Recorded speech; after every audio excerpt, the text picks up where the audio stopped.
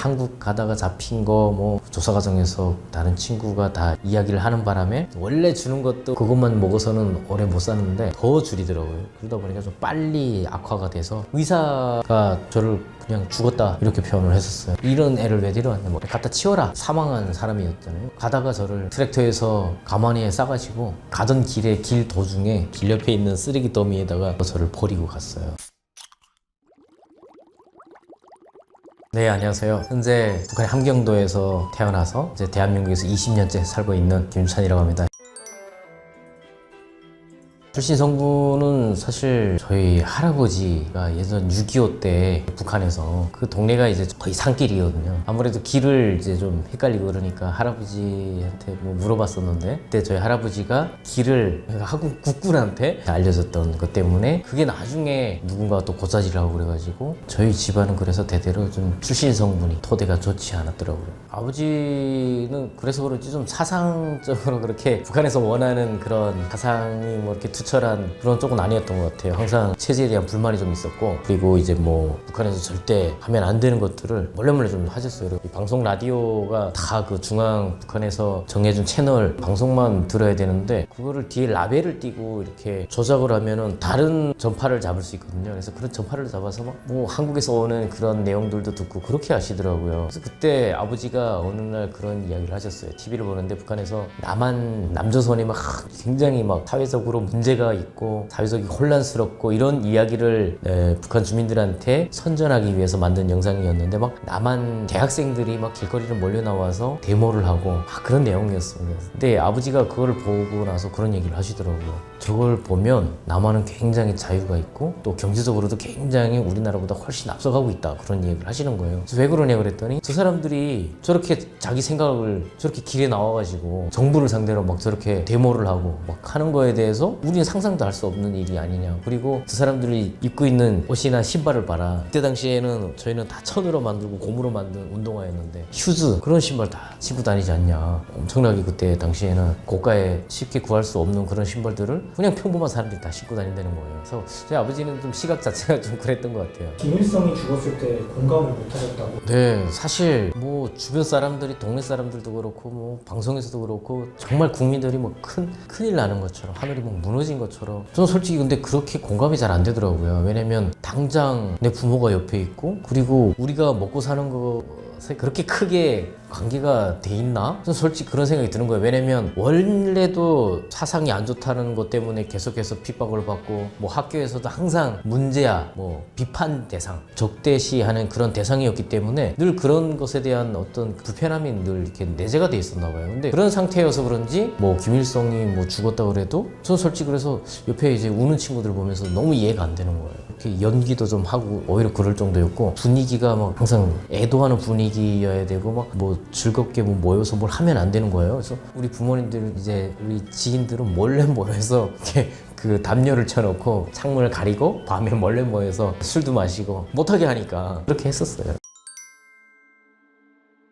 13살에 이제 첫 탈북을 하게 됐는데, 그때가 98년도였거든요. 당시에는 사실 막 고난의 행군이다 그러면서 막 300만 명 정도가 막 굶어 죽었다고 할 때였으니까 저희도 다 가족이 해체되고 뭐 진짜 떠돌이 하면서 더 이상 그 꽃제비 생활도 더 이상 이렇게 지속할 수 없을 지경이었던 것 같아요. 그래서 뭐 점점 이제 그런 사람들이 자꾸 많아지고 그 시간이 조금 길어지니까 완전히 한계에 다 다다르는 것 같아서 결국은 살려고 탈북을 했죠. 하루라도 사람답게 한번 살아보자. 하루라도 내가 죽기 전에 한번 맛있는 거 한번 먹어보고라도 죽자. 그리고 목숨 걸고 진짜 생존을 위해서 탈출했죠. 탈북 과정은 북한의 이제 두만강이죠. 두만강을 건너서 중국으로 가서, 이제 뭐 두만강을 당시에는 뭐 군인들이 총을 들고 지키고, 경계가 지금도 굉장히 삼엄한데 산길을 막 타고 다니고 그렇게 해서 두만강까지 접근을 하고 그랬었어요. 이제 중국에서 불법 체류를 하다가, 저는 한 5년 정도 중국에서 숨어서 살았거든요. 그렇게 하다가 중국에서 라오스 국경을 넘어서 라오스를 가서, 라오스하고 또 태국이 또 붙어 있거든요. 태국 가면 대사관을 가서 대한민국으로 올 수 있는 그런 루트였는데, 저 같은 경우에는 라오스에서 붙잡혀가지고, 당시에는 라오스가 공산권 국가였기 때문에 저희를 중국으로 송환을 시켜가지고 보내줘서 중국에서 다시 북한으로 북송시켜서, 중국에서 생활한 지 5년 만에 남한으로 오려고 탈북을 시도했다가 다시 이제 북한으로 북송이 됐습니다. 당시에 제가 17살에 이제 북송이 됐습니다. 가족이 다 뿔뿔이 헤어진 상태였어요. 그런 상태에서 이제 또 남한으로 오려다고 했던 건데 북송이 된 거죠.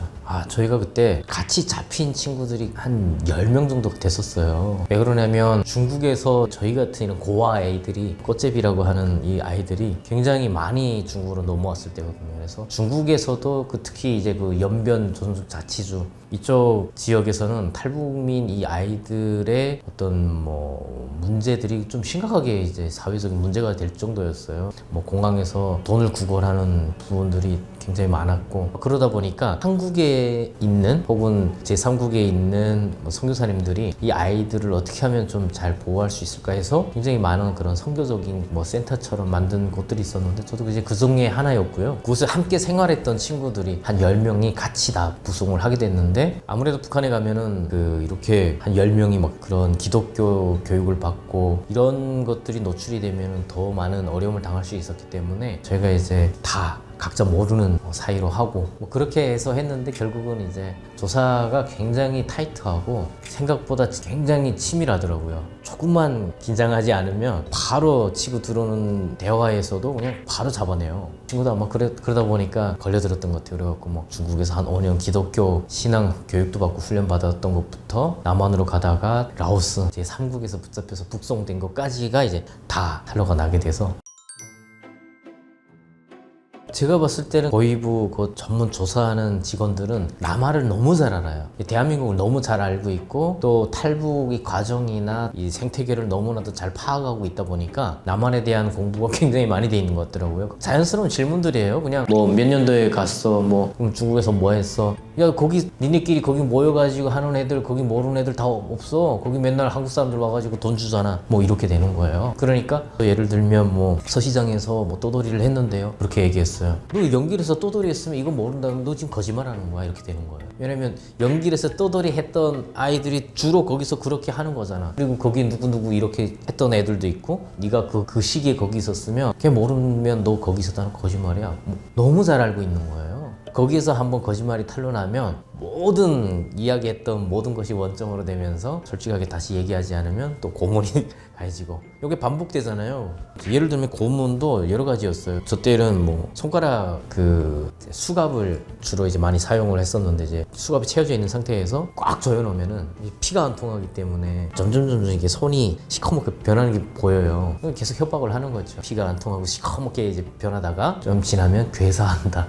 너 손 못 써. 굉장히 힘을 안 들이면서 공포 분위기를 조성하고, 진짜 비명소리 막 들리고 밤새 그런 소리가 들려요. 조사를 낮에보다 밤에 더 많이 하는 것 같아요. 당직자들이 자기가 조사 대상자들이 이렇게 배정이 돼 있으면 자기 할 때 그냥 편하게 자기가 당직 야간 서야 되면 그때 불러요. 고요하게 다 조용한 그 밤에 요 조사실 끌려간 사람의 소리가 이게 다 들리거든요. 이 고함 지르는 소리와 함께 소름 끼치게 막 우는 소리, 거기다가 저희 같이 잡혔던 그 친구들 중에 예를 들어서 그렇게 끌려나가서 조사받는 소리라도 들리면 그날은 그 모든 게 공포인 거예요. 또 내 차례가 또 이제 올 텐데 난 또 어떻게 해야 되나. 조사를 거짓으로 잘 하고 벗어나는 게 굉장히 쉽지가 않겠더라고요. 당시에 이제 같이 북송될 때 같이 방 쓰던 친구가 있었어요. 이 친구는 수차례를 북송당한 경험이 있는 친구예요. 근데 다행히도 이 친구의 외삼촌이 북한에서 안전부의 계급이 좀 높은 사람이다 보니까 얘 부모님도 다 돌아가시고 과하고 자기 조카가 이제 그런 걸 알고 있으니까 매번 이렇게 북송이 되면 이 친구를 도와주는 거예요. 그래서 빼내주고, 근데 빼내주면 이 친구가 또 도망가. 또 북송되어 오는 거예요. 한 3번째인가 북송됐을 때 삼촌이 그랬대요. 너 이제 잡혀서 오지 말라고 좀. 나도 힘들다. 근데 이 친구가 마지막에 저랑 같이 중국에서 생활하다가 북송이 한 번 또 된 거예요. 중국에서 북한으로 송환하는 과정에 이 교두를 지나가거든요. 그렇게 해서 중국 공안이 북한에 있는 안전부에 이렇게 인수인계를 해줘야 돼요. 이 교두 다리를 건너거든요. 이 탈북민들이 북송되면 진짜 죽는 것보다 더 고통스러운 일들을 미리 예견할 수 있으니까 그 북송되는 다리에서 정말 많은 사람들이 목숨 걸고 막 뛰어내리고, 달리는 버스에서 그 버스 유리창을 깨고 뛰어내린다든지, 그래서 호송하는 버스가 다 방탄 유리에 철창이 다 되어 있더라고요. 또 여자분들 같은 경우에는 약을 먹고 아예 그냥 자살 시도를 하는 분도 굉장히 많습니다. 그런 상황에 하도 이제 탈북민들 자꾸 시도를 하니까 당시에는 이 호송하는 과정에 북한에서 중국 그 공화국 인계받아서 북한으로 이 다리를 넘어가는 과정에도 탈출을 못하게 하려고 쇠사슬로 사람들을 끼워서 나간 거예요. 그래서 뭐 여러 가지 방법으로 낀다고 그래요. 그 친구는 입을 꼈어요. 입을 이렇게 잡아서 여기를 그 쇠사 와이어 쇠 같은 거 있잖아요. 이제 뾰족한 와이어를 껴가지고 사람을 한 줄로 다 낀다는 거예요. 어떤 사람은 귀를 끼기도 하고 코를 뚫어서 끼기도 하고 심지어는 손바닥을 뚫어서 끼는 사람도 있다고 그래요. 그렇게 사람을 끼워서 나가는데 이제 이 친구가 입이 낀 상태로 가다가 또 그 와중에도 또 탈출 시도한 사람이 있어서 하면서 이게 찢어진 거예요. 와이어에서 찢어지면서 어쨌거나 이 친구도 또 다리에서 뛰어내려가지고 다시 살아서 왔어요. 근데 이 상처가 이 뜯긴 상태로 왔어요. 저희도 보면서 야 진짜 이렇게 생활하는 것도 너무 위험하고 계속 지속할 수도 없는 일이고 그래서 또 탈북을 결심했던 거죠. 아마 한국으로 가야겠다. 근데 이 친구가 아직 이제 북송이 됐는데 이 친구 경험이 많잖아요. 이 친구랑 같은 방을 썼는데 이 친구가 노하우를 좀 많이 전수를 해줬어요. 북송되면 제모부터 해야 된다. 그래가지고 중국 감옥에 앉아가지고 정말 생살을 앉아가지고 이 주요 부위에 있는 털이 이렇게 있잖아요. 그래서 손으로 다 뽑는 거예요. 그래서 왜 그렇게 하냐 그랬더니 북한은 어쨌든 이게 다 전산화돼 있지 못하고 당시에도 기록이나 이런 것들이 이제 확인이 좀 어려우니까 나이를 속이려고 미성년자 13살, 14살 이렇게 속이기 위해서 제모를 다 하는 거예요. 거기를 보고 나이를 가늠한다는 거예요. 따라서 그 친구가 시키는 대로 많이 따라했어요. 그랬더니 보위부에서 조사를 하는 과정에 빨리 조사가 끝났습니다. 그래서 그 친구와 함께 저도 빠르게 안전부로 넘겨진 상태였어요. 안전부는 한국으로 치면 이제 경찰 개념으로 봐야 되겠고 북한에서는 북송이 됐을 때 보위부 문제로 다룰 것인지 안전부 건으로 다룰 건지에 대한 판단을 하는데 그 기준이 뭐냐면 생계를 위해서 중국으로 갔다가 북송된 사람들 혹은 다른 기타 이유로 그냥 진짜 중국으로 탈북했다가 붙잡혀온 사람들은 안전부건으로 처리를 해요. 그래서 그 정도까지 아주 심각하게 보진 않았던 그보다 더 심각한 단계들이 이제 문제가 되는 게 예를 들면 사상 탈북을 했더라도 중국이나 제3국에서 사상적 문제를 일으킨 사람들 그 중에 하나가 대표적인 게 기독교예요. 그리고 뭐 그 체제의 비방 북한 체제에 대해서 어떤 비방하는 인터뷰를 했다든지 방송에 노출이 됐다든지 녹화를 했다든지 뭐 이러면 바로 북송됐다. 바로 사상범이 되는 거죠. 그리고 이제 그만큼 혹은 그보다 더 심각하게 다루는 것이 남한으로 가다가 혹은 남한 사람을 만났거나 이건 뭐 정치범입니다. 통보를 해요. 그럼 안전부 사건으로 보면 안전부가 와서 데리고 가는 거고요. 보위부 사건으로 봐야 된다 그러면 보위부에서 와서 데리고 가는 방식이에요. 그러니까 내용이 완전히 달라지게 되는 거죠. 그 안전부 감옥에서 기다리면서 그 하도 탈북했다가 북송되어 오는 사람들이 많으니까 그 집결소라고 하여 안전부 집결소에서 신의주였는데 신의주에 정말 쫙 방들이 이렇게 있어요. 그러면 한 방에 한 10명씩 있거든요. 남자 방도 막 그리고 또 여자 방들이 그렇게 있어요. 그래서 수백 명이 그 안에 갇혀 있는 거죠. 그리고 낮에는 나가서 노동을 하고 밤에는 조사받고 이런 후속 조사를 계속 받는 거예요. 그리고 정확하게 주소지가 나오면 그 관할 지역에 전화를 해서 계속 그 교환원을 통해서 전화를 해야 돼요. 그렇게 해서 이 사람이 신원이 확인됐다. 그러면 그 명단에 들어가요. 그 지역 명단에. 저 같은 경우에는 탈북한 사람이 우리 마을 전체에 3가족 정도인데 우리가 제일 최초였거든요. 그러면 이 한 사람 때문에 거기에서 예산 들여서 안전부에서 예산을 세워야 되고 사람을 보내야 되고 이런 문제가 있잖아요. 그러니까 이 한 명 때문에 잘 안 오는 거예요. 그럼 어디서 많이 오냐면 주로 탈북민이 많은 지역, 청진, 무산, 회령 뭐 이런 지역들은 여기 갇혀있는 집결소 안에도 탈북민이 많잖아요. 그 중에서도 몇십 명씩 되거든요. 그런 데는 한 달에 한 번 정도를 와요. 이제 안전원들이 호송하기 위한 인력들이 오는 거죠. 그러면 그 사람 몇십 명이 되잖아요. 몇십 명을 다 데리고 가버려요. 차에다가 태워가지고. 혹은 기차로 이송하거나. 그러니까 오히려 탈북민이 많은 지역이면 빨리빨리 진행이 되는데 저같이 이제 뭐 탈북민이 없는 지역 출신은 거기서 수개월을 그러면서 제가 한 5, 6개월 한 반년 정도를 거기 갇혀 있었어요. 저는 라오스에서 붙잡혔잖아요. 라오스는 덥고 진짜 완전 반팔 반바지 샌다 이 차림으로 뭐 아무것도 없이 북송이 됐어요. 북한에 갔더니 겨울이고 완전 한겨울에 근데 그것도 뭐 뺏겼어요. 먼저 그렇게 북송되어 있는 아저씨들 이미 거기 한두 달 지나면 사람의 상태가 정상적인 상태가 아니거든요. 치열하게 거기서 살아남은 사람들이기 때문에 제가 방에 처음에 배송받고 딱 그 칸에 들어갔을 때 느낌이 뭐였냐면 아 지옥인가? 그 시설이나 이런 것도 당연히 정말 그런 느낌이었지만 이 사람들 이미 거기 붙잡혀 와서 거기서 지금 이미 그렇게 생활하고 있는 그 감옥 안에 있는 사람들의 표정이나 눈빛이 너무 공포스러운 거예요. 얘한테서 뭘 뺐지 이런 느낌이었고 다 쳐다보는 느낌이었어요. 근데 실제로 진짜 신발 하나도 뺏어가려고 심지어 팬티도 막 뺏어가려고 할 정도였고 그 겨울이 그러니까 동상이 막 걸리고 춥고 이러면 사람이 자꾸 움츠러들고 그러잖아요. 그러면 활동성이 떨어지고 이게 자꾸 움츠러 있다 보면은 영양은 부족하고 이러니까 이게 영양실조가 빨리 오게 되는데 감방에 이렇게 들어가면 하도 추우니까 배관이 하나씩 이렇게 지나가요. 굉장히 두꺼운 배관인데 거기에 이제 온수가 지나가거든요. 그래서 난방이 조금 되게 하는 거죠. 오래된 사람들일수록 앞으로 가도록 해요. 그거는 이제 그 관리하는 사람들 차원에서 내부적으로 알아서 하라 그러면은 진짜 약자들은 다 죽으니까 오래 있을수록 그만큼 상태가 안 좋아지니까 이제 앞으로 보내는데 앞으로 가면 맨 앞에 있는 사람 거의 시체 상태에 가까운 상태로 난관을 붙잡고 하루 종일 이러고 있거든요. 어느 순간 제가 그 맨 앞에 있더라고요. 누군가가 말을 해도 말이 잘 안 들릴 정도로 그런 상태였는데 아침 되면 조회를 하잖아요. 그러면 종이 딱 울리면은 쫙 복도에 나가서 서거든요. 그럼 방별로 딱 서가지고 숫자 딱딱딱딱 1번, 2번 이거 하는데 제가 보면 항상 한 일주일에 한두 번은 꼭 있는 일인 것 같은데 그거는 안 나오면 큰일 나는 건데 근데 못 나온다 그러면 이제 이제 갔구나 이렇게 죽어나가는 분들 몇 분 있었어요. 그래서 나도 이제 좀 있으면 죽겠구나 하는 그런 상태였는데 그 저희가 그런 한국 가다가 잡힌 거 뭐 기독교적인 거 이런 것들이 다 조사 과정에서 다른 친구가 다 이야기를 하는 바람에 저희는 이미 안전부에 왔지만 결국은 다 붙잡혀서 다시 돌아갈 상황이다 보니까 감옥에 있는 그 같이 이제 생활을 하던 분들끼리 거기를 탈출하기로 이제 거기 있는 대부분의 사람들은 다 탈출을 하고 싶어 하는 거죠. 결국은 탈출을 잘 준비를 했고 같은 그 감옥 멤버 중에 군인 출신도 있고 해서 탈출을 준비해서 하게 됐는데 아무튼 벽도 뚫고 그 난관들 다 해소하면서 그거를 진짜 감옥 벽 뚫고 밖으로 나갔거든요.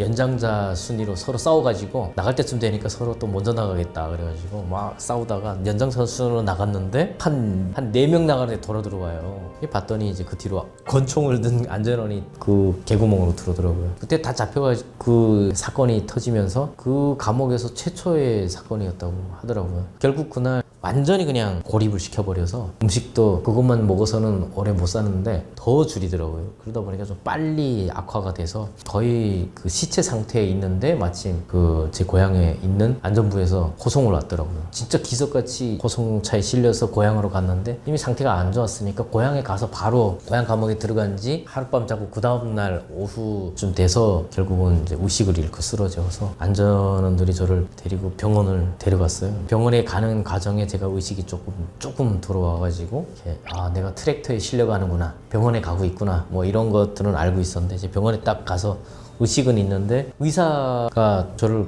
그냥 죽었다 이렇게 표현을 했었어요. 저 지키고 있는 사람들한테, 데리고 온 사람들한테도 굉장히 막 화를 내고 혼을 막 내더라고요. 이 지금 몇 번째냐 이런 일이, 이 지경에 이런 애를 왜 데려왔냐, 뭐 갖다 치워라 약간 이런 느낌이었어요. 들고 다시 트랙터에 태우더라고요. 그렇게 해서 돌아가는 길에 나 이제 또 끌려가는가 보다 했는데 다행히 의사가 어쨌든 저를 사망한 것으로 판단하고 이야기를 했기 때문에 저는 이제 사망한 사람이었잖아요. 가다가 저를 트랙터에서 가만히에 싸가지고 가던 길 도중에 저를 그 길 옆에 있는 쓰레기 더미에다가 그 쌓여있는 데다가 저를 버리고 갔어요. 결국 저는 이제 법적으로는 그 자유의 상태가 된 거죠. 의식은 있었습니다. 그렇게 감옥을 탈출 아닌 탈출을 하게 됐죠.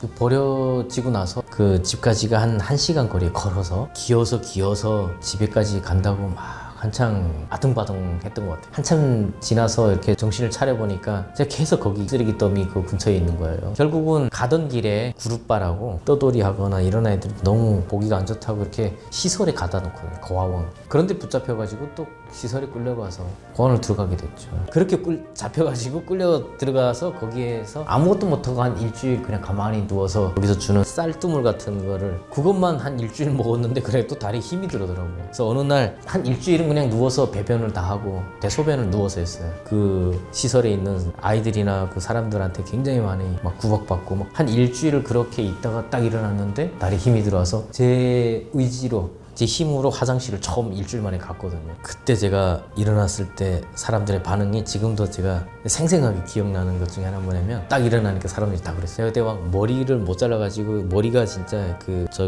양동근 배우가 나오는 그 영화 최배달이 그 산에서 수련하다가 내려갔을 때 딱 그런 머리 상태였던 것 같아요. 근데 딱 일어났는데 애들이 저 가슴팍에 오는 거예요. 누워있으니까 잘 몰랐어요. 다 제 또래인데 정말 애들이 작은 거예요. 그리고 그 관리하시는 시설을 관리하는 그 사람들이 저를 딱 보더니 야, 이 새끼 키가 이렇게 크냐. 키가 안 크잖아요. 지금도 뭐 남한에서는 굉장히 작은 편에 속하는데도 당시 그 고아원에 제가 딱 일어났는데 다들 키가 멀 때까지 크다고. 제 탈북할 때는 중국에 양부모님도 계시고 그랬기 때문에 북한의 브로커들을 통해서 다 통화를 하거든요. 돈만 있으면. 브로커 설득해가지고 중국의 양부모님 통해서 실제로 돈을 받았어요. 돈을 송금받고 브로커 통해서 그 돈을 받아서 돈을 가지고 있다 보니까 군인들을 돈으로 사는 거예요. 저랑 어떤 여자분 2명하고 탈북을 하고 브로커는 북한에 살고 있는 중국 사람인 거죠. 학교니까. 그 사람이 안내를 하는 방식이거든요. 그러니까 이 브로커가 돈을 받고 군인들을 다 섭외를 하는 그 정해진 루트를 쫙 해서 처음에 두망을 탈출할 때 진짜 98년도에는 제가 목숨 걸고 탈출했는데 두 번째는 다 정해진 루트가 있고 안내하면 그냥 그 안내대로 따라서 이렇게 건너오는데 잠복해 있던 군인이 갑자기 길 옆에서 갑자기 총 들고 팡 튀어 올라오는 거예요. 소리 지르면서. 그래서 잡혔어요. 이상하다. 돈 주고 다 섭외가 됐는데 왜 이 뜬금없이 딱 총 들고 걸으래요. 자꾸 부대 있는 쪽으로 가더라고요. 야, 부대 들어가면 큰일 나는데 저희도 막 브로커한테 이거 어떻게 된 거냐 막 하는데 저 앞에서 군인 한 명이 딱 오는데 보니까 계급이 높아요. 저희 이 안내했던 브로커가 섭외한 사람인 거예요. 오니까 이제 그 저희 잡은 군인이 막 격려도 하고 막 자기가 잡았다고 이제 막 얘기를 하는 거예요. 그랬더니 그 중대장인지 뭐 하는 사람이 병사를 데리고 저쪽으로 가서 뭐라고 한참 얘기하더니 바로 와요. 거기에 매복하는 거를 예상을 못 했는데 얘가 뜬금없이 거기 매복했었던 거예요. 그래갖고 이 사람이 이제 얘한테도 더 줘야 된다고 저희한테 비용을 더 올리는 거예요. 가서 더 주겠다 얘기하고 그리고 그 군인이 저희를 데리고 안내를 해주는 거예요. 왜냐면 오늘 잠복이 어디에 있는지를 너무 잘 알고 있기 때문에 그 병사가 오늘은요 저 이게 뭐 어디 매복해 있다. 그러니까 이 상관보다 얘가 더 잘하는 거예요.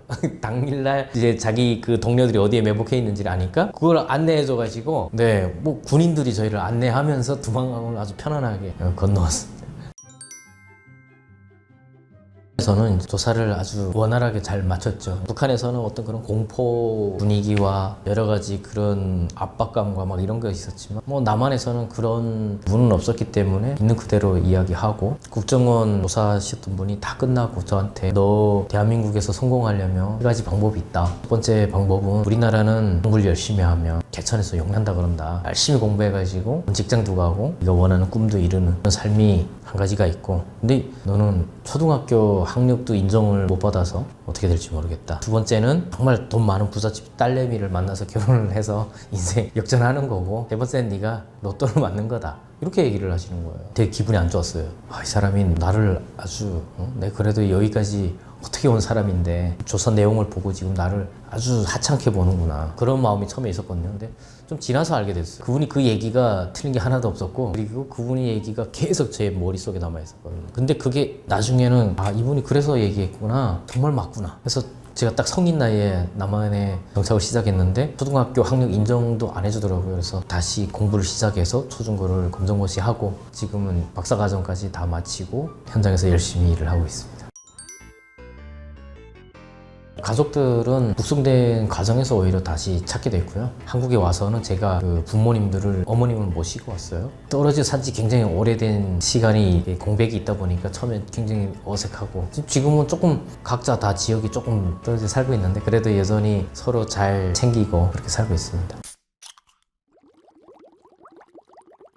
다양한 일을 하고 있고 지금 대한민국에 살고 있는 제 또래 탈북민들 그리고 그 아이들에 대한 관심을 가지고 상담도 하고 같이 고민하고 해결하는 방법들을 찾아 나가고 있습니다. 그래서 유튜브 채널 위로TV를 통해서 정말 지금 하고 있는 일들을 여러분들과 함께 소통하면서 소개를 한번 해보려고 하고 있습니다.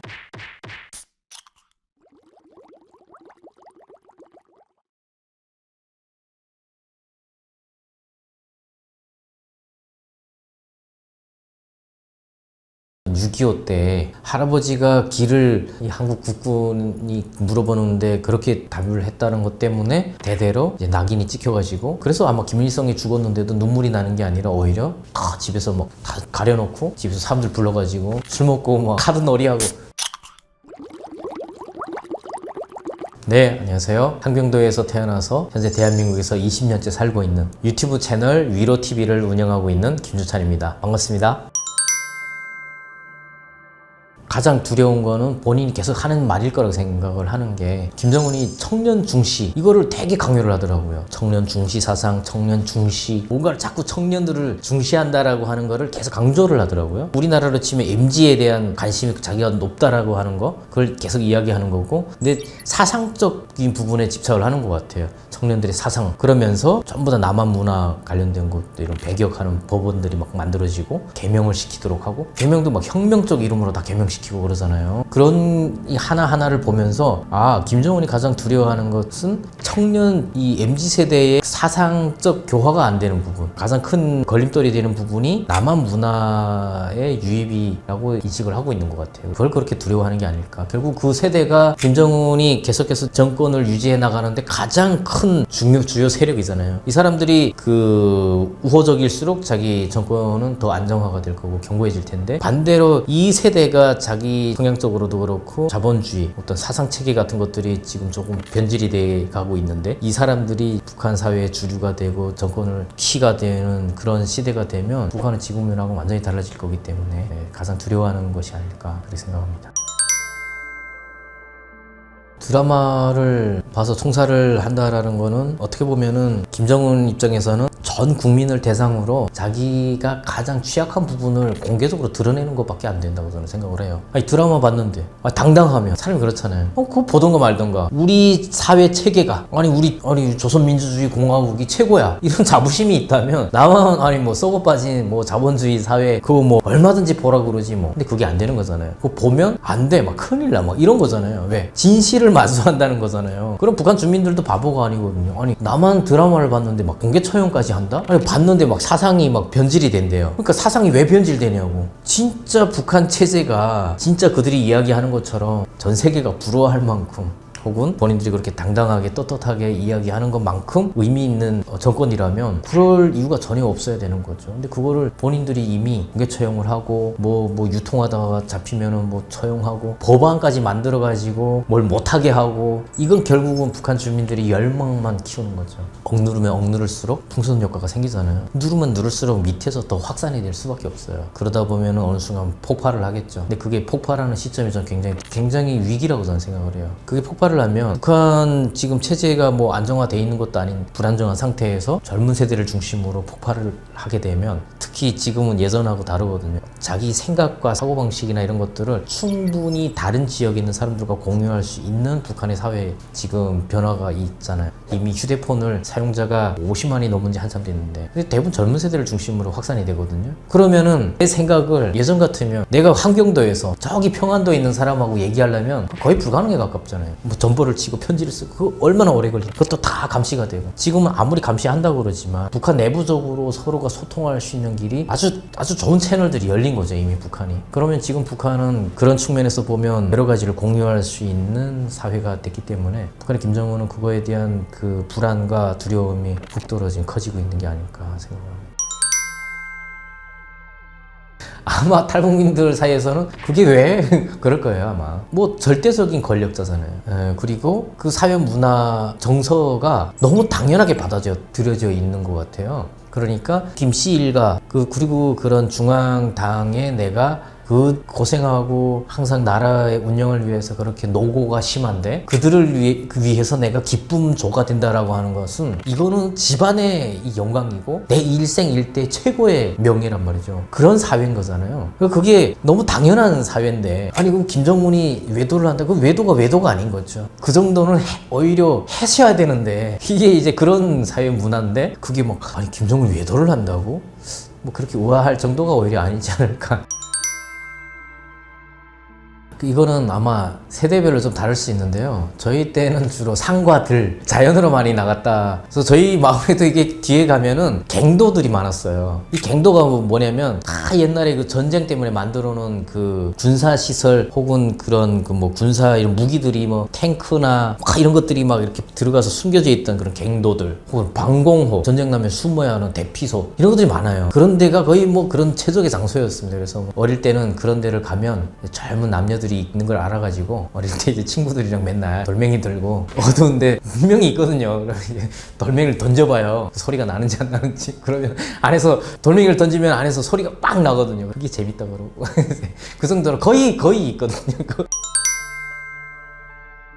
그 어린 나이에 괜히 탈북을 하다가 잡히면 또 감옥에 끌려가고 꽃바꾸라 그러는데 이제 노동 단련대 뭐 그런 데 끌려갈 상상만 해도 막 그리고 막 그 직결소 같은 데 끌려가고 뭐 하여간 그런 상상만 해도 정말 치가 떨리는 공포감이 막 몰려오는 거죠. 근데 그걸 이기는 게 있는 거예요. 그걸 이겨낼 정도의 배고픔, 그걸 이겨낼 정도의 절망감 이런 것들이 있는 거예요. 그 절망감이라는 게 이런 거죠. 배고픈 거는 뭐 누구나 다 알잖아요. 배고픈 정도가 어느 정도여야 되는데 사람이 미쳐 들어갈 정도로 배고프니까 내 가족이 굶어 죽는 모습을 봐야 되는 상황이잖아요. 그 고통이 오는 거잖아요. 그 절망감이 오는 거거든요. 내가 이 상황들 때문에 내 자식을 버려야 되는 그런 절망을 경험을 하게 되는 거고 내 부모가 나를 버리는 경험들을 하게 되는 거예요. 이거 그냥 단순하게 배고픈 개념을 넘어서는 거잖아요. 그러니까 탈북한다라는 거는 그 공포감을 이런 것 때문에 뛰어넘는 거예요. 아니 내가 내 자식까지도 내가 버렸는데 내 부모가 나를 버렸는데 숟가락도 제대로 못 두는 나이인데 부모가 나를 버렸어.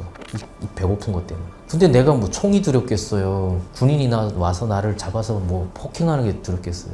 누가 나를 손가락질하는 게 두렵겠어요. 그 아무 두려움이 안 되는 거예요. 그 비교의 대상이 안 되는 거예요. 내가 지금 이런 상황에서 이런 현실 속에서 벗어나는 경험을 한 번이라도 하지 않으면 안 될 것 같은 그런 막연한 어떤 도전 이런 것들이 계속 자극이 되는 거죠. 그 반복되면 될수록 그 자국이 커지니까 결국은 탈북으로 이어지는 것 같아요.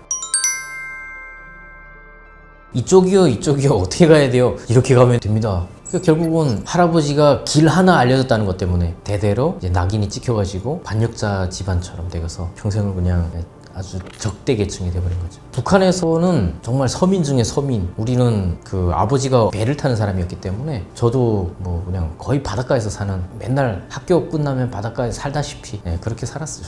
일단 입당이 안 돼서 아버지가 북한에서는 어쨌든 입당이 돼야 당원이 돼야 이게 출세길이 좀 열릴 텐데 입당을 못했죠. 그리고 그렇게 출신 성분이 안 좋더라도 뭐 군대라도 가야 입당할 기회라도 있는데 군대도 못 갔어요 아버지가. 그러다 보니까 우리 아버지는 기관장 학교인가 선장 학교인가 뭐 그런 데를 가서 배 타는 것만 주로 이렇게 공부하시고 그러니까 출신 성분 자체가 워낙에 안 좋은 상태면 출세할 길이 아예 없는 거기 때문에 그 누구도 호의를 베풀려고 하지 않고 아무래도 관계를 별로 그렇게 안 맺고 싶어하는 그러다 보니까 제가 이제 학교를 들어가서 학교를 다녀도 사상적으로 문제가 이미 있다라고 가정을 하는 거잖아요. 그러니까 저는 자연스럽게 그 시도조차 안 하게 되더라고요. 어차피 나는 문제 있는 학생인데 그래서 오히려 더 약간 학교에서도 반항적인 과제를 뭘 해오라 그 과제라는 게 공부에 대한 과제가 아니라 전부 뭔 물건을 가져오라는 거예요.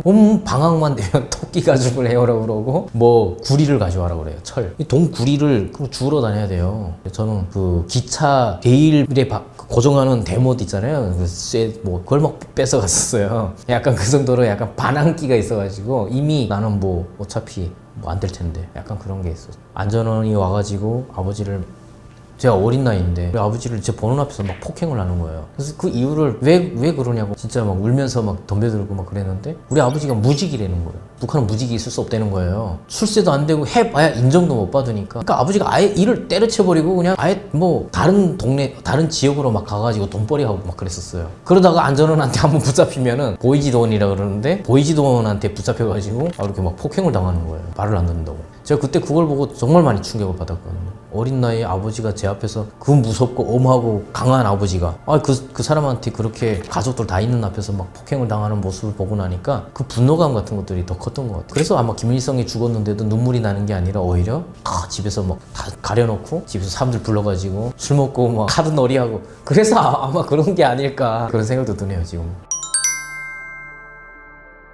현재 이제 뭐 탈북민 분들이 대한민국에서 막 다양한 지역에 흩어져서 살고 있잖아요. 다양한 지역에 있는 탈북민들을 가능한 자유롭게 좀 만날 수 있는 방법들을 찾다 보니까 제가 일일이 찾아다니지 않아도 찾아올 수 있는 방법, 그게 이제 창업이라든지 기술교육이라든지 이런 거예요. 먹고 사는 문제는 대한민국에 살고 있는 분들도 마찬가지지만 탈북민들한테도 가장 중요한 문제예요. 그래서 창업하는데 필요한 정보들을 주고 돈도 안 받아요. 무조건 싸게 오픈할 수 있는 것부터 시작해서 지속적으로 안정적으로 운영할 수 있는 것들을 좀 돕고 있다 보니까 혹은 심리적인 어려움 뭐 이런 부분들, 아예 자녀 양육 문제 이런 것들을 잘 돌봄을 제공하다 보니까 다양한 탈북민들이 찾아오게 되는 경우가 많죠. 그렇게 다양하게 만나고 있다 보면 탈북 동기, 또 탈북 배경, 과정, 그리고 현재 북한에 있는 가족들을 하고 대부분 이제 연락을 주고받다 보니까 북한의 내부적인 상황들 이런 것들 많이 아무래도 좀 접하게 되는 것 같아요.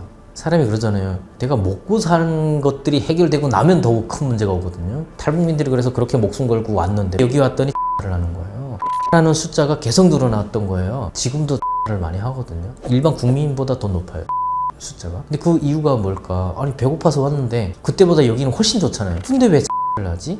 그런 이유인 거죠. 정서적인 거, 심리적인 거. 이런 것들이 어떻게 보면 배고팠던 것보다는 더 고통스럽고 더 어려운 문제일 수 있겠다. 다른 사람하고의 어떤 비교, 이거 상대적인 박탈감이라든지. 지금 북한에 있는 MZ들 같은 경우에도 거기서 오는 어떤 그 동경과 충동과 이런 것들이 그들의 어떤 현실과 너무 괴리가 있거든요. 자기들이 보고 지금 확장되는 이 의식하고 지금 현실 북한 자기가 처해 있는 현실하고는 너무 괴리가 크기 때문에 거기서 오는 또 좌절감과 박탈감, 거기서 오는 불만들, 반발심 이런 게 있잖아요. 그런 것들이 예를 들어서 꾹꾹 숨기고 눌러서 괜찮으면 다행이지만 이런 것들이 한 번씩 폭발될 때가 있거든요. 왜냐면 정부에서 너무 강압적으로 한다든지 또 그런 부분이 어느 순간 딱 건드려져 가지고 마치 그 싸잡아서 사람들을 막 옹개 처형을 하는 모습을 본다든지 자기도 다루지 않은데. 그러니까 이제는 배가 고파서 탈북하는 게 아니라 진짜 자유를 위해서 탈북을 하는 거죠. 탈북민들 보면은 가장 좀 어려워하는 부분이 뭐냐면 한국은 너무 경쟁 사회인 거예요. 정말 그 경쟁이 치열하고 그 경쟁에서 살아남기 위해서는 내가 경쟁력이 있어야 되잖아요. 그러면 이미 거기서 탈북민들은 시작부터가 어려운 거죠. 경쟁하려면 경쟁력이 있어야 되는데 경쟁력을 갖출 만한 뭔가가 없는 상태에서 시작을 해야 되는 거기 때문에 경쟁이 아예 안 된다고 생각하는 거죠. 그러니까 처음부터 좌절이, 시작부터 좌절이죠. 그럼 거기에서 몇 번의 어떤 경험을 하면 완전히 그 안으로 그 경쟁을 같이 하기가 어려워지고 결국에는 그렇지 않은 방법을 찾게 되는데 그 여러 가지 부작용이 생기는 방법들이 있죠. 결국 그래서 사실 탈북민들, 특히 저희 때 예전에 온 탈북민들 오히려 더 사각지대였다고 생각하는 게 정말 전과가 없는 사람이 적다고 하긴 그렇지만 굉장히 많은 분들이 전과가 있고 굉장히 많은 분들이 신용불량 상태로 살고 있고 굉장히 많은 젊은이들이 혼인신고를 못한 상태로 아이를 낳고 살아가는 그런 현실에 있는 거죠. 그런 실패 경험들 해보거나 아니면 주변을 통해서 그 간접적으로 그런 경험을 하거나 결국 어떤 선택을 하게 되냐면 나랑 비슷한 편한 사람들과 함께 연대를 맺어요. 근데 그 연대의 가장 부정적인 면은 뭐냐면 그런 사람들끼리의 연대이기 때문에 거기에서는 건강하고 발전적인 것들이 공유가 되기가 어렵고 오히려 편법이나 불법적인 것들이 이런 것들이 주로 많이 공유가 되면서 그런 것들이 잘 공유가 되잖아요. 그러니까 그런 것들을 쉽게 접하게 되고 그걸 하게 되는 거예요. 그게 이제 뭐 법적으로 문제 있는 것들이라도 하게 되고 이게 반복이 되다 보면 어느 순간 내가 대한민국 국민으로서 기본적으로 쌓아가야 될 그런 것에 대한 내가 어차피 나는 기반이 없잖아요. 그러니까 이게 크게 나한테는 의미가 없는 거죠. 내가 전과가 있던 뭐 신용불량자건 이게 크게 의미가 없는 거예요. 그 부분을 어떻게 들여다보고 그 부분을 현실적으로 어떻게 잘 인지를 하고 최근에 그래도 한 10년 언저리 분들은 지원 제도라든지 교육이라든지 이런 부분들을 굉장히 잘 하고 있다고 저는 요즘 그렇게 생각을 하고 있어요. 이 친구는 그 형이랑 엄마가 같이 왔어요. 형이 먼저 왔거든요. 근데 이 친구가 제가 보면은 계속 걸어 다니는 거예요. 버스도 안 타고 대중교통도 이용 안 하고 대한학교에 있을 때부터 계속 걸어 다니더라고요. 그래서 쟤는 왜 저렇게 걸어 다니고 보면은 행색도 정말 저 친구는 티셔츠 한 장 사 입을 돈도 없나 왜 저러고 다닐까 그런 생각을 했었어요. 이 친구 알고 보니까 형이 먼저 왔는데 형이 얘 정착금이라든지 생계비를 다 가로채가지고 받고 있고 이 친구는 그 형 때문에 아무 혜택을 못 보면서 완전히 그냥 일전 한 푼 없이 그렇게 살고 있었던 거예요. 그 형이 그렇게 어머니와 동생 정착금 생계비를 이렇게 좀 거의 뭐 편취하고 갈취하는 방식으로 생활을 했는데 그러다 보니까 일을 안 하게 되는 거죠. 그러다 결국은 알코올 중독이 오고 알코올 중독이 심해지고 막 하다가 정신병원에도 이제 그 감금이 되고 막 그런 상황에 있었는데 결국에는 한 2년 전에 혼자 고시원에서 소주병 한 10대병이 이렇게 빈 병을 머리맡에 두고 죽었어요. 그냥 혼자 술 먹고 그냥 그렇게 혼자 그냥 조용히 그냥 갔는데 그 동생이 그 형이 갈 때까지 그러니까 한 10년 넘게 20년 가까이 그 과정 동안 그 피해를 고스란히 다 받은 거예요.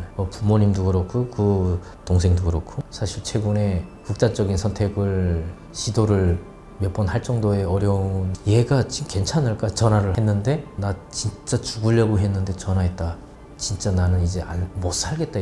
이제는 도저히 안 되겠다 이런 얘기를 하고 지금 나 형 진짜 나 지금 떠나려고 그러는데 전화가 왔네 마지막으로.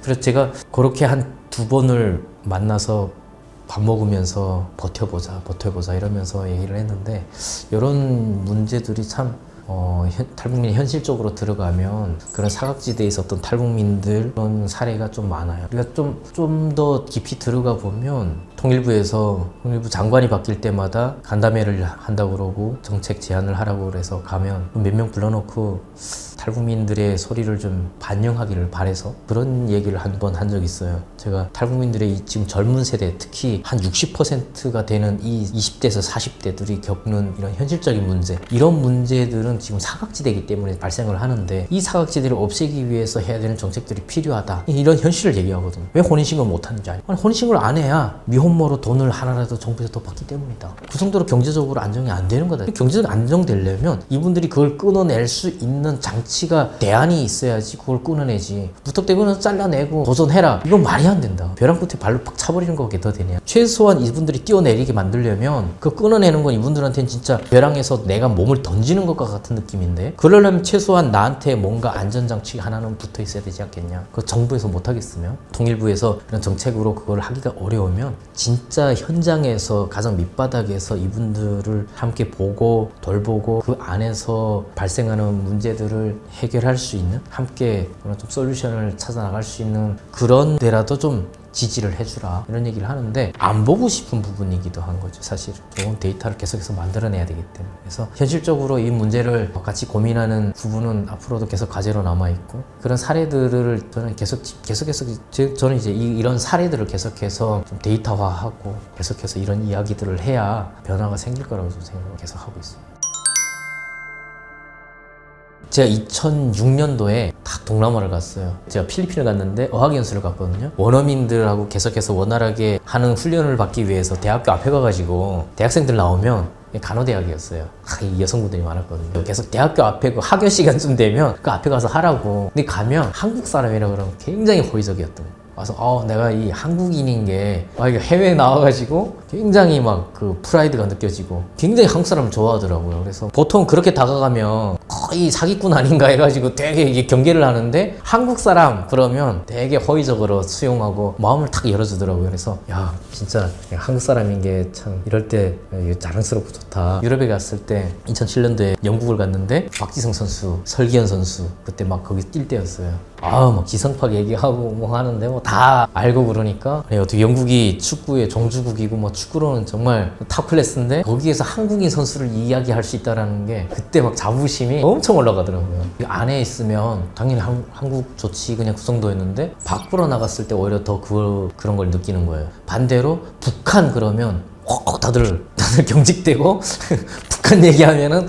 다들 걱정스러운 표정이고 확 진지해지잖아요. 예를 들어서 이제 한국 사람이다 그랬을 때는 거의 뭐 사람들이 따뜻하고 뭔가 여름처럼 느껴지는데 북한 딱 얘기하면 다 얼어붙은 겨울같이 느껴지는 완전 극명하게 대조적인 반응이라서 북한이라는 얘기를 그래서 잘 안 하는 것도 있는 것 같아요. 어디 해외 가면은 뭐 북한 얘기하면 다들 이 사람이 전쟁통에 어디 저기 그 총 들고 타령한 거의 그런 수준 혹은 전쟁통에 난민 바라보듯이 하고 우리가 뉴스 보면은 나오는 뭐 핵 쏘고 이러니까 그런 것 같아요.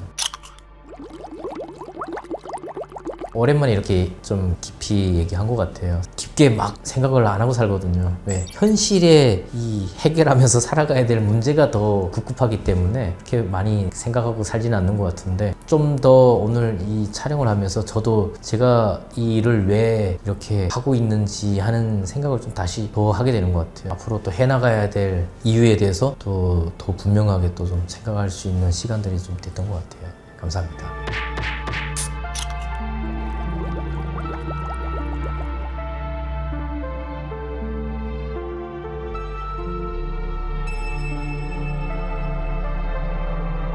앞뒤로 이렇게 딱 서요. 도망 못 치게. 강제로 끌고 가고요.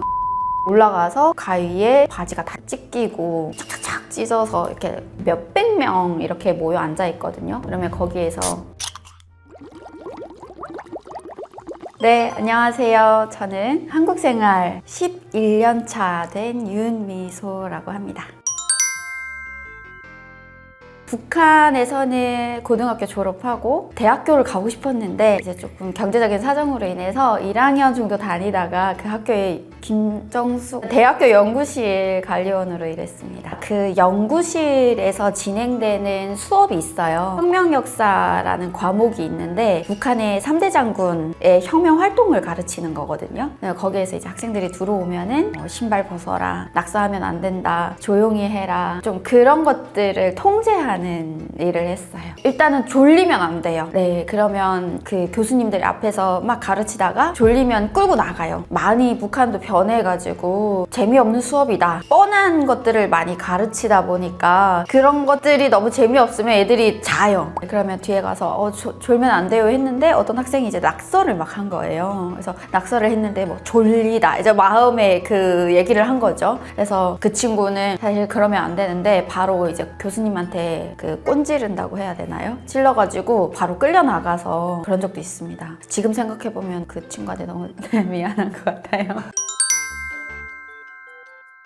진짜 많죠. 저희 고향이 국경이랑 좀 가까운 지역이다 보니까 아무래도 한국 드라마나 이런 매체들을 정말 쉽게 많이 접하거든요. 사실 한국 드라마나 이런 것들을 얘기를 못하면 축에도 못 껴요. 그러다 보니까 그냥 일상처럼 대화를 하는데 이제 몰래 이제 대화를 하고, 일단은 패션에 아주 민감하고요. 양강도 해산 부심이 있어요. 여기 뭐 이제 그 막 분당하면 분당 부심 있는 것처럼 그런 부심이 있어요. 그래서 우리는 평양 애들보다 조금 잘 입어, 니네보다 좀 깨어있어 라는 부심이 있고, 그리고 드라마 이런 것들을 엄청 쉽게 접하다 보니까 한국에 대한 문화를 되게 잘 알아 라는 부심이 좀 있는 것 같아요.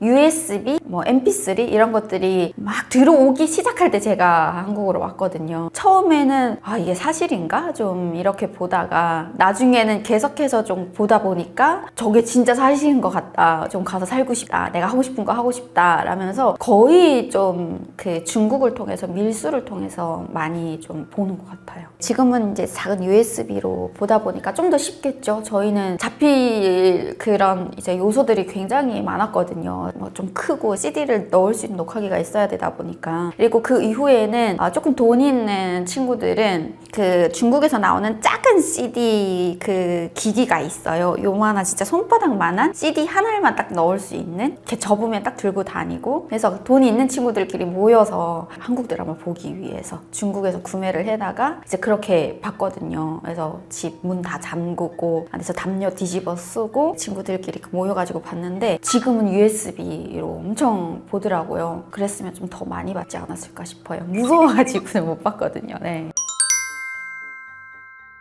저도 되게 충격적이었죠. 북한의 시민들, 여성들한테 옷을 입을 수 있는 인권에 대한 자유를 안 주면서 김주애가 10대밖에 안 됐잖아요, 사실. 근데 시스루를 입고 등장을 한다? 김정은의 딸이 10대밖에 안 됐으면 사실 교복을 입고 나야 되는 게 정상이거든요, 북한 같았으면. 근데 그것도 아니고 넥타이도 매지 않고 시스루 옷을 입고 등장을 하길래 북한이 패션에 대한 어떤 이런 것들을 보여주려고 하나? 그 김주애가 10대밖에 안 됐지만 김주애의 어떤 우상화에 대한 다 컸다라는 모습을 보여주려고 하나? 아직도 의문이기는 해요. 얼마 되지 않았잖아요. 제가 만약에 지금 시기에 북한에 있었다라고 하면은 나도 시스루 입어도 당당하게 입을 수 있는 건가? 라고 생각을 할 것 같아요. 김주애니까 입을 수 있고 너는 안 돼 라고 하면은 너무 억울할 것 같은 거예요. 반감이 굉장히 들 것 같아요.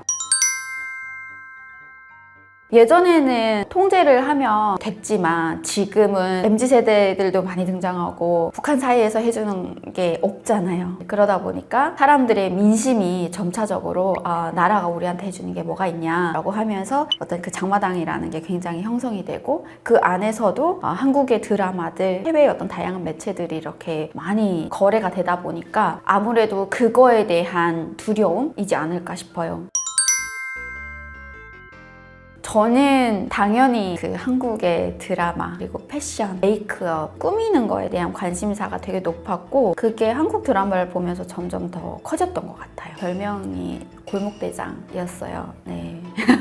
그 이유는 입고 싶은 옷을 입잖아요. 그러면은 입는 족족 다 걸리는 거예요. 도로를 이렇게 다니면 북한은 규찰대라고 있어서 학생들을 단속을 해요. 근데 그게 이제 단계별로 있어요. 소년 규찰대, 청년 규찰대 이렇게 해가지고 규찰대들이 쫙 있어요. 길을 이제 가면은 청바지 너무 입고 싶은데 뭐 여기처럼 막 찢어지거나 이런 걸 입는 것도 아닌데 일단은 단속을 해요. 북한은 정말 세상에 부러움 없는 우리 어린이들의 왕이고 이런 그러니까 칭찬을 많이 하는 이 북한은 못 입게 하나 그런 반발심이 계속 생겨서 앞으로는 도로로 안 다니고 골목으로 다녀야겠다. 그래서 골목으로 계속 다니다 보니까 별명이 골목대장이 됐습니다.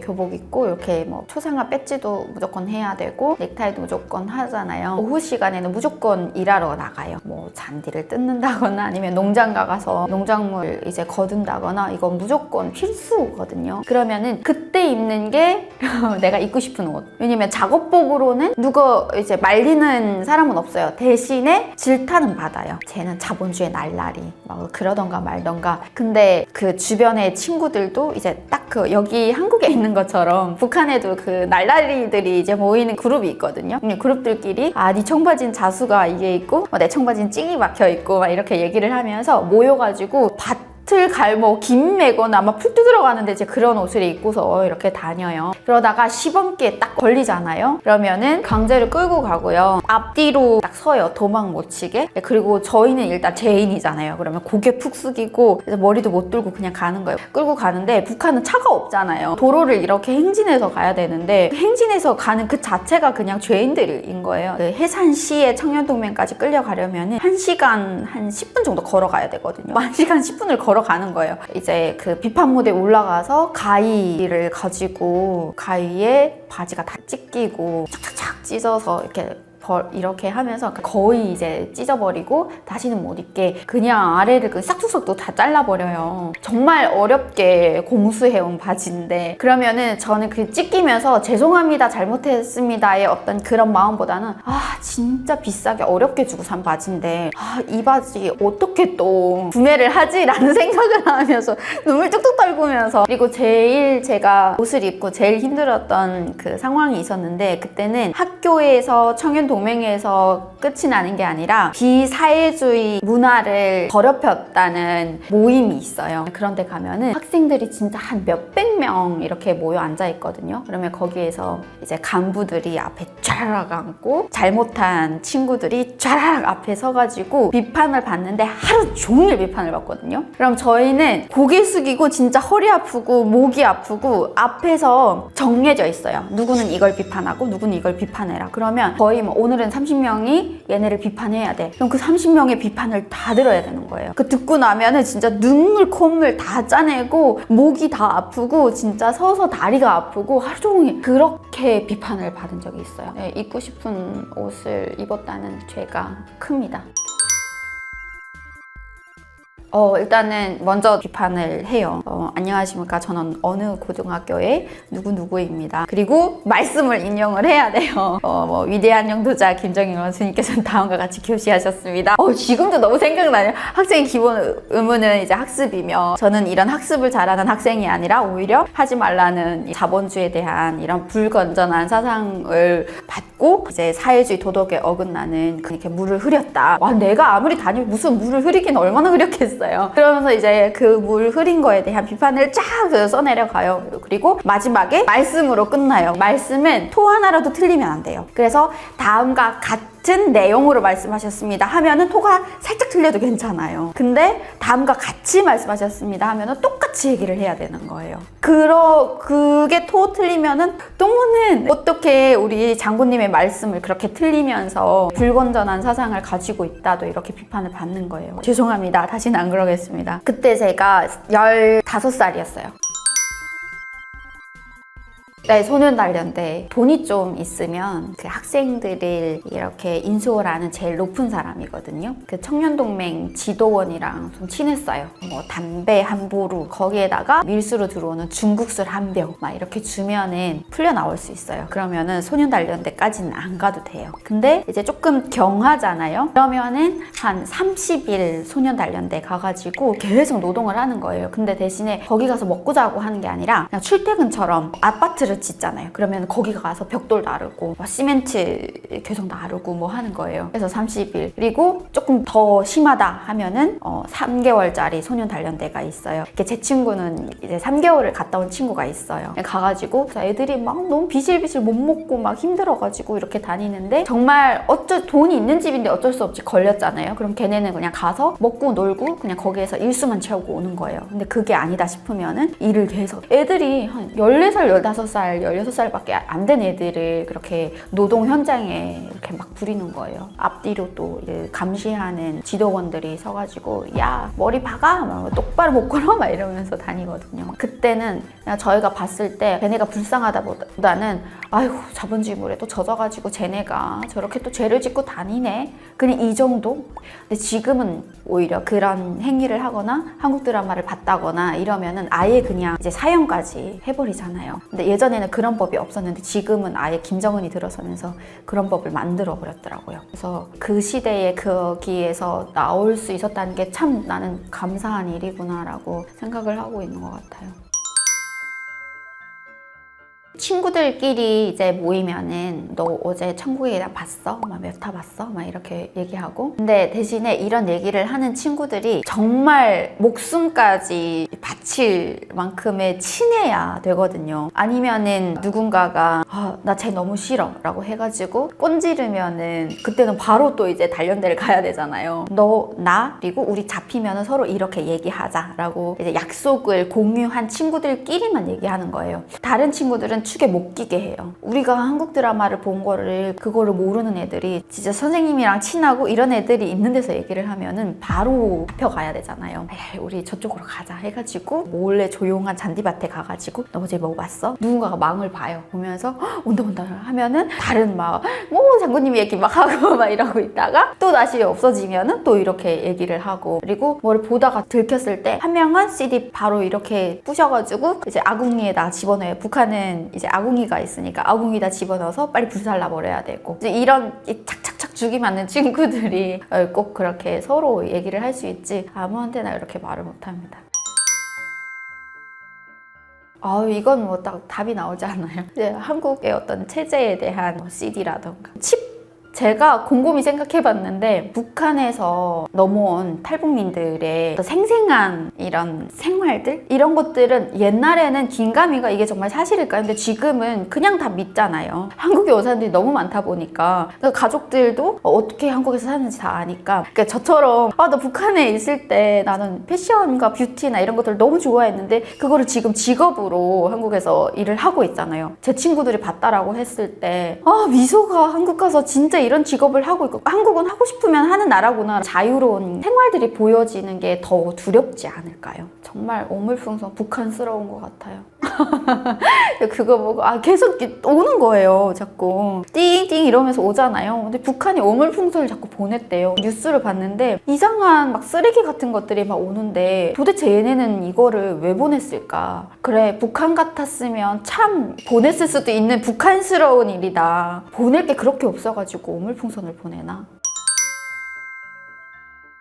제가 있을 때는 핸드폰이라 이런 것들이 되게 활성화되지는 않았어가지고 그때는 잘 몰랐는데 한국에 와서 이제 북한에 유튜브가 등장했다는 걸 알았잖아요. 그들도 뭔가 시대의 변화의 흐름을 따라간다고 아마 만든 거잖아요. 북한 주민들한테 그냥 보여주기식 아닐까요? 아무래도 공개가 되겠죠. 공개가 되는데 북한 주민들이 체험을 할 수도 없는 그런 것들이잖아요. 근데 그거를 보면서 무슨 생각을 할까요? 저는 그 유튜브를 보는 외국인들이 좀 믿지 않았으면 좋겠어요.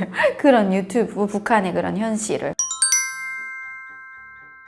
개인적인 생각으로 지금 거의 다 받아들여서 살아가고 있지 않을까 싶은데 무서워서 이렇게 다들 얘기를 못하고 따라 할 수도 없고 한국 문화에 대한 이런 언급조차도 안 되는 거잖아요. 근데 받아들여진다면은 그들의 어떤 이제 삶에 정말 많은 변화들이 일어날 것 같아요. 자유에 대한 갈망을 했던 것들, 본인이 하고 싶었던 것들, 그리고 일단은 무엇보다는 직업에 대한 부분들에 대해서 조금 많은 변화들이 일어나지 않을까 싶거든요. 근데 사실 이 질문은 저는 아직까지는 불가능하다고, 김정은 세대에 살고 있으면 북한에는 변화가 거의 없다고 저는 생각을 해요. 대신에 내적인 변화들은 지금 계속 일어나고 있잖아요. 아무리 철조망 두르고 있고 아무리 못 보게 하고 한다고 해도 MZ나 지금 세대 사람들은 몰래 계속 보고 있고 간접적으로 계속 접하면서 대리만족을 하면서 살고 있지 않을까 싶어요. 체제가 무너져야 된다고 생각합니다. 밀수를 하는 언니들 집이나 이렇게 가면은 전화기를 써요. 그러면은 그 전화기가 일단은 다 탐지가 돼요. 곳곳에. 그러다 보니까 시간을 딱 정해두고 오픈을 한단 말이에요. 예를 들면 뭐 오늘 오후 5시에 정각에 전화기를 오픈을 해야 전화를 받을 수 있고 5분 이상이 되니까 탐지가 바로 되니까 바로 단속하는 안전원들이 뜨거나 이러기 때문에 그래서 켰는데 전화 와야 되는데 안 와요. 그러면은 어떡하지? 지금 전화기 켰는데 지금 빨리 전화가 와야 되는데 안 오면 그럼 바로 또 꺼버려야 되고 그러고 또 장소를 막 옮겨야 돼요. 그 자리에서 다시 켜면 또 감지될까봐. 그래서 장소를 옮겨가지고 지하에 살고 있는 그 언니들 집에 또 내려가가지고 또 전화를 해야 되고 저는 중고 옷을 되게 중국에서 많이 밀수를 하면서 장사를 좀 했기 때문에 중고 옷이 들어와야 되는 시기가 있어요. 그 시간이 딱 있어요. 그럼 얘네가 마대라고 해가지고 큰 이제 마대짝에 막 50kg, 25kg짜리 마대에 옷들이 막 한국 옷, 중국 옷 많이 이렇게 묶어가지고 보내거든요. 가방도 막 들어오고 그거를 받기 위해서 그 언니랑 같이 하는 언니가 있어요. 전화기를 켜놓고 오늘 몇 시에 들어와야 되는데 국경 경비대 카바 이제 선다고 하죠. 그러면은 카바랑 약속을 해가지고 보통 이제 새벽에 다 하니까 2시에 전화기 꼭 켜놔야 돼. 5분 안에 연락이 없으면 바로 끊고 장소 옮겨. 이런 식으로 카바를 서도 이게 탐지가 다 돼요. 지금은 더 심해졌다고 들었어요. 그래서 아예 그냥 산꼭대기를 올라간다거나 사람들이 없는 그래서 만약에 잡히더라도 잡으러 올라오는 이동의 거리가 조금 길면 수습할 수 있는 게 있잖아요. 그리고 보통 동네에서 그 장사하는 사람들은 다 알고 있어요. 그러다 보니까 안전원들이 불의의 순간에 여기를 가야지 해서 다 잠복을 하고 있단 말이에요. 그러다 보니까 이동의 거리가 5분 내로 바로 이제 끊겨야 이제 바로 숨기고 숨을 수 있는 것 같아요. 이런 홍보를 좀 하고 싶어요. 예를 들면 북한으로 뭔가가 들어간다라고 하면은 아까 오물풍선 얘기했잖아요. 저는 저의 모습을 담아서 저희 고향의 친구들한테 좀 보내고 싶어요. 니네도 제발 오면은 나한테로 와가지고 내가 패션이 뭔지 우리 자본주의의 날라리에 대해서 마음껏 좀 이야기할 수 있는 그런 시간들을 가졌으면 좋겠어. 제가 하고 싶은 얘기입니다.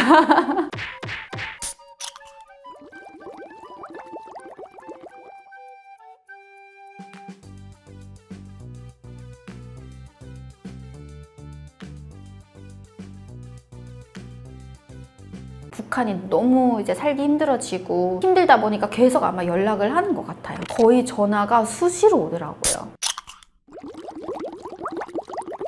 네, 안녕하세요. 저는 한국생활 11년차 북한에서 온 윤미소라고 합니다.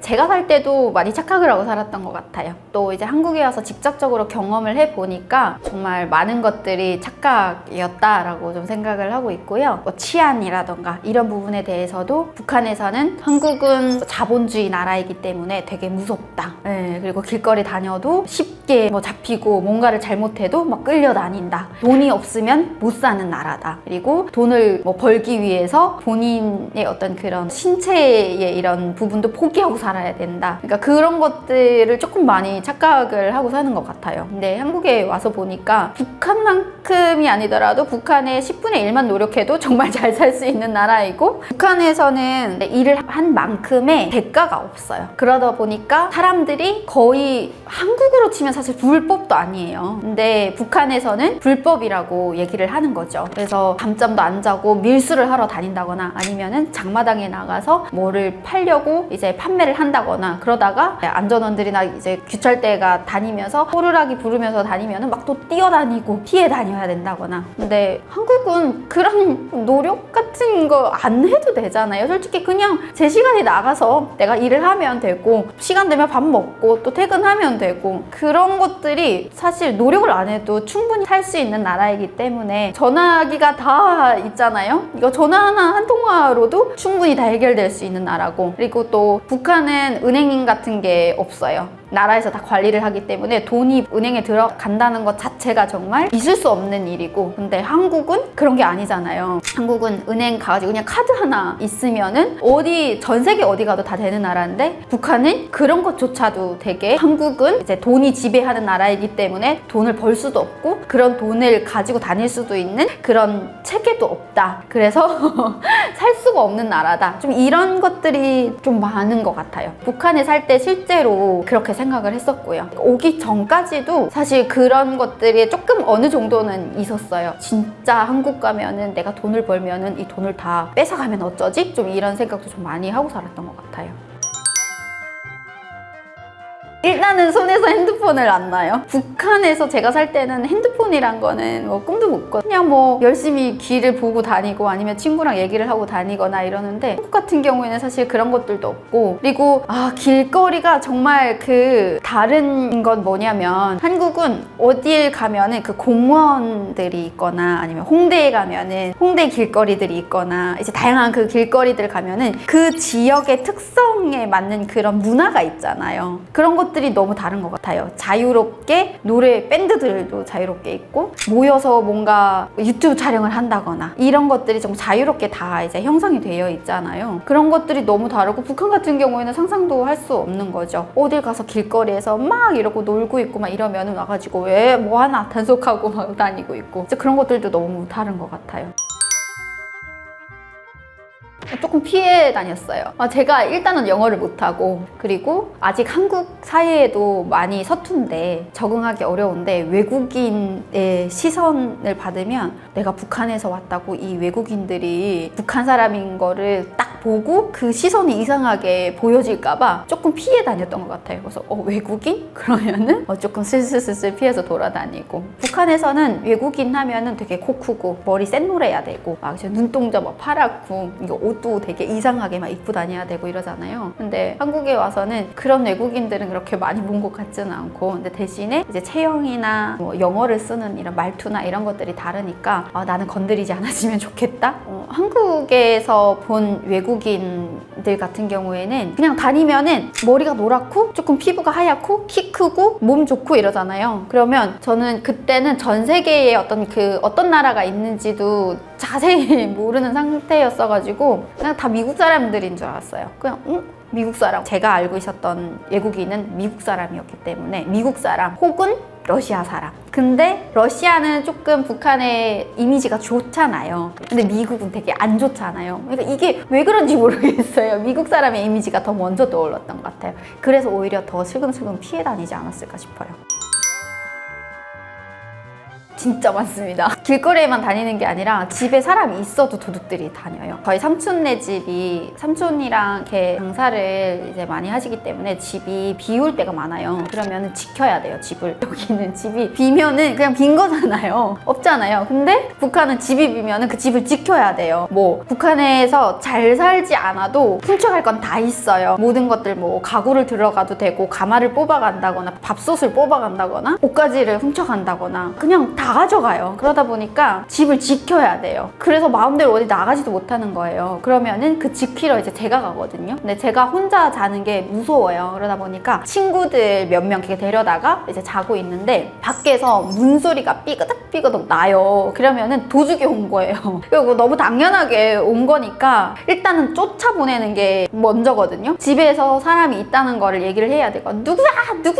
막 이러는. 그러면 밖에서 야야 사람이 있다 막 이러는 거예요. 있잖아요. 그럼 사람이 있어. 그럼 얘네가 좀 자고 잠든 다음에 다시 오자. 다시 가요. 조금 있다가 우리는 무서워서 못 자잖아요. 그럼 가위 칼 다 들고 있어요. 애들이 앉아가지고 무서우니까 들어오면 어떡해요. 뭐 찌르기라도 하자 이러고 있는데, 그래서 무서우면 그 북한은 잘 사는 집들은 열쇠 자물쇠를 한 5개까지 이렇게 해요. 그래서 하나 착 열고 또 하나 착 열고 이러면 열면 다시 닫고 열면 다시 닫고 진짜 대놓고 도둑질을 하거든요. 근데 이 문을 도저히 뜯을 수가 없다 하면은 창문으로 들어와요. 그럼 창문에 가가지고 저희 집에 사람이 있어요, 도둑질하지 마세요 이러고 소리를 막 지르거든요. 그러면은 그때 이제 동네 사람들이 저희 도와주세요, 도둑이에요 이러면은 그때 이제 동네 사람들도 무서워요. 왜냐면 도둑이 들어오면은 이렇게 움직이다가 찌를 수도 있거든요. 아니면 때리고 이제 훔쳐갈 수도 있고, 그러니까 너무 당당하게 가져가니까 사람들이 쉽게 소리를 못 질러요. 그러다가 동네에서 정말 이제 끈끈하게 이렇게 좀 친한 그런 분들이 계시면은 야 이제 그만하고 가라, 거기 애들밖에 없어, 무서워하느냐 막 이렇게 하면은 그때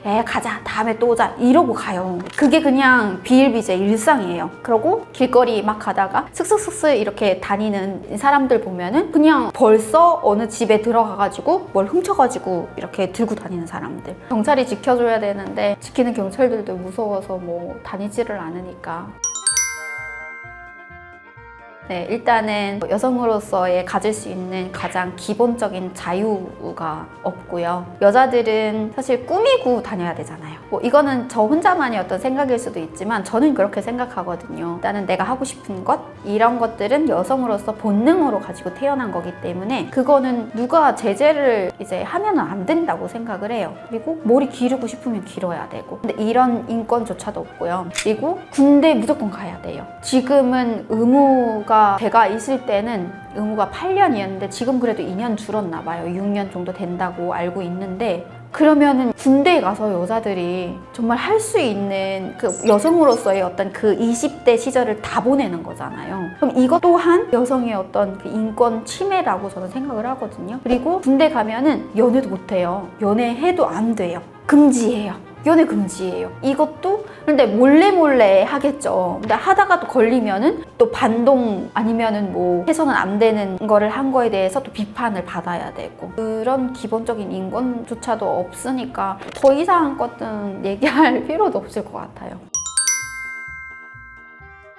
저는 친척들이 살고 계신데 제가 돈을 보내드리다가 갑자기 연락이 다 안 되는 거예요. 북한이 너무 이제 살기 힘들어지고 작년까지만 해도 이제 아사자가 속출했잖아요. 그러다 보니까 너무 힘들어져서 다들 어디를 갔는지 찾을 수도 없고, 그래서 저한테는 저는 이제 연락을 안 한 지가 꽤 오래됐어요. 근데 제 주변 사람들이 이제 돈을 보내는 사람들이 좀 있거든요. 근데 북한이 너무 힘들다 보니까 거의 전화가 수시로 오더라고요. 와서 돈 좀 보내달라, 살기 힘들다. 근데 그 돈을 보내줘도 다 가지 않잖아요. 예전에는 30%만 뗐거든요. 근데 지금은 50%를 떼요. 그럼 50%를 떼는 것도 중국까지 가는 게 50% 떼는 거지, 북한에 도착을 하면은 그 안전원 감시를 해주는 사람들, 조금 인맥을 이제 쌓아주는 그 사람들한테 또 줘야 돼요. 그러다 보니까 직접 손에 도착하는 건 얼마 되지 않는 거예요. 이렇게 힘들다 보니까 계속 아마 연락을 하는 것 같아요.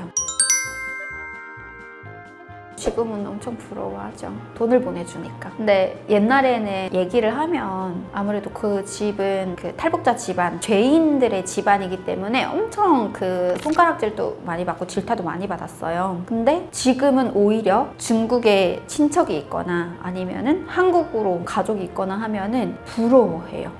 저 집안은 중국에 가족이 있고 북한에 가족이 있기 때문에 연결고리가 있다는 것 자체가 되게 부러움의 대상인 거예요. 그리고 한국은 잘 사는 나라라는 게 이제는 그냥 자연스럽게 인식이 되어 있기 때문에 한국에 사는 가족들한테서 돈이 오면은 그 집안은 그냥 먹고 살기 괜찮은 집안이다라고 생각을 하기 때문에 굉장히 부러움의 대상인 거죠. 근데 대신에 대놓고 얘기는 못 하겠죠. 그리고 또 대놓고 얘기를 한다고 해도 가족들은 오히려 아니다라고 얘기를 해야 되겠죠. 왜냐면 이미 인정을 하는 순간 잡혀가야 되잖아요. 그리고 죄인 집안이잖아요. 상상이 안 되는데요? 어떤 일을 하고 있을까요? 돌격대에 나가 있지 않을까요? 왜냐면 뭐 하고 싶은 거에 대한 그런 자유가 없으니까 일단은 먹고 살아야 내가 살아갈 수 있으니까. 그래서 저는 그나마 그래도 제가 하고 있던 일이 만약에 그 회사가 문을 닫았다라고 하면은 그러면은 가족들의 눈치도 보이고 친척들의 눈치도 보이고, 그래서 돌격대 건설 현장에 나가서 열심히 돌 나르고 있을 것 같아요. 상상도 하기 싫어요. 네, 저는 제 직업과도 조금 많이 연결을 하고 싶은데, 일단은 K-뷰티가 너무너무 대단한 것 같아요. 그래서 저는 지금 미국에 갈 계획을 하고 있거든요. 한국에서 하는 모든 것들은 북한 빼고는 어떤 데를 가도 대한민국의 모든 것들을 다 대단하게 보기 때문에, 그래서 K-뷰티 정말 더 열심히 잘 해가지고 어떤 나라를 가도 나는 북한에서 온 이미지 컨설턴트인데 지금 한국에 와가지고 K-뷰티를 이렇게 정말 잘 배워가지고 니들한테 이렇게 또 알리고 있어 라는 얘기도 정말 마음껏 자랑을 하고 싶어요. 예전에는 저의 꿈이 내가 한국에서 뷰티 컨설턴트로 정말 성공을 했을 때 어떤 브랜드를 만들어가지고 그 브랜드가 북한에서 온 탈북민이 만든 브랜드예요. 그래서 그 브랜드를 북한에 보내는 거예요. 그래서 북한에 보냈을 때 이건 정말 엄청난 거잖아요. 사실 북한에서 탈북민이 만든 브랜드라면 안 받을 거 아니에요. 근데 얘기를 안 하는 거예요. 그래서 제가 립스틱 브랜드를 지금 만들고 있는데 그 브랜드가 딱 북한으로 들어갔을 때 제 친구들이 막 다 쓴 거예요. 그래서 북한에서 엄청 유명해졌는데 알고 보니까 유튜브로 막 제가 이제 제 브랜드가 나온 거예요. 사랑의 불시착 갑자기 막 상상이 되는 것 같아요. 그래서 막 봤는데 뭐야, 이 미소 컬러 뷰티에서 나온 브랜드네? 그래서 알고 봤더니 탈북민이 만든 브랜드인 거예요. 근데 북한으로 갔어. 제 친구들이 와, 역시 나 빨리 가야겠다, 같이 만들어서 뭔가를 더 많이 이렇게 해가지고 알려야겠다라는 생각을 하지 않을까요? 상상만 해도 기분 너무 좋은 것 같아요. 예전에는 그런 꿈이 있었습니다. 그 꿈을 잃지 않고는 있지만 꼭 북한에도 이제 한국의 어떤 이런 문화나 여성들의 뷰티 이런 문화나 이런 것들을 좀 보급을 해서 마음대로 자유롭게 그런 것들을 쓸 수 있는 그런 세상이 왔으면 좋겠습니다. 오고 가게 하지는 못해도 그런 자유라도 줄 수 있다면 그래도 조금 여성들의 어떤 자유적인 부분이 좀 달라지지 않을까요? 네. 한국에 대한 편견이 좀 많이 달라진 것 같아요. 사실 자본주의라고 생각을 해서 이제 한국에 와서 자본주의라고 해서 하고 싶은 대로 다 하고 다니고 마음대로 해도 된다는 아니잖아요. 근데 그렇게 알고 살았던 것 같아요. 그래서 초창기에 제가 한국에 왔을 때 패션이나 아니면 어떤 그 생각이나 이런 것들이 참 너무 제멋대로였다라는 생각이 들거든요. 네, 한국도 엄연하게 룰이 있고 지킬 거는 지켜야 되고 아무리 자유라고 해도 민주주의 국가이다라고 하더라도 서로 간에 어떤 사회적인 그 지켜야 되는 것들이 있잖아요. 근데 북한에서 오신 분들은 다는 아니지만 조금 그런 자본주의를 살짝 이렇게 잘못 알고 계시는 분들도 조금 있으신 것 같아서, 그러니까 제가 좀 그랬기 때문에 저는 그런 편견이 좀 많이 깨졌던 것 같아요. 내가 하고 싶은 대로 하는 게 아니라 해야 되는 것들을 잘 지키면서 살아가는 게 바로 민주주의 국가에서 이제 할 수 있는 그런 거구나. 그런 편견이 좀 많이 바뀌었던 것 같고요. 어느 나라건 살아가는 건 다 이제 힘들고 다 마찬가지잖아요. 예전에는 내가 막 열심히 정말 노력하면 잘 살고 막 이랬던 그런 생각들이 한국 사회에서 인간관계적인 부분을 잘 유지를 해서 그들과 잘 소통하면서 살아가야겠구나라는 생각을 했어요. 그래서 예전에는 나만 열심히 잘하면 돼, 누군가에 의존하지 않고 그냥 잘 살 거야, 그러니까 내가 열심히 하니까 하는 것만큼 버니까 잘 살 거야 라고 생각했다면, 지금은 오히려 한국 사회에 내가 잘 묻혀져가지고 그 사람들과의 관계도 잘하고 그러면서 내가 좀 더 자연스럽게 흡수가 돼가지고 더불어 살아가는 게 훨씬 더 이 한국에서 살아가는 삶의 보람이 있구나라는 것을 지금 너무너무 많이 체감을 하고 있는 것 같아요. 일단은 또 이렇게 사이다라는 채널이 어쨌든 우리 북한에서 오신 분들 인터뷰를 통해서 북한에 대한 생활도 얘기하고 또 이제 한국에서 겪었던 것들도 또 얘기를 하면서 그 궁금해하시는 분들한테 궁금증을 해결해 드리고 하는 채널이잖아요. 그래서 저도 또 그 중에 한 사람으로 이렇게 나오게 돼서 너무 즐거운 마음으로 또 때로는 좀 마음 아프지만 이제 진솔한 얘기들을 할 수 있게 돼서 너무너무 감사한 시간이었던 것 같고요. 그리고 또 한국에서 이렇게 또 살아가면서 제가 지금 하고 있는 일들 그리고 또 만나고 있는 사람들 그런 모든 관계들이 북한에서 온 사람이다 라는 편견이 아니라 왔는데 이제 한국에서 정말 이렇게 잘 살아가고 있는 사람이다 라는 시선으로 좀 많이 바뀌는 그런 계기가 좀 됐으면 좋겠습니다. 감사합니다.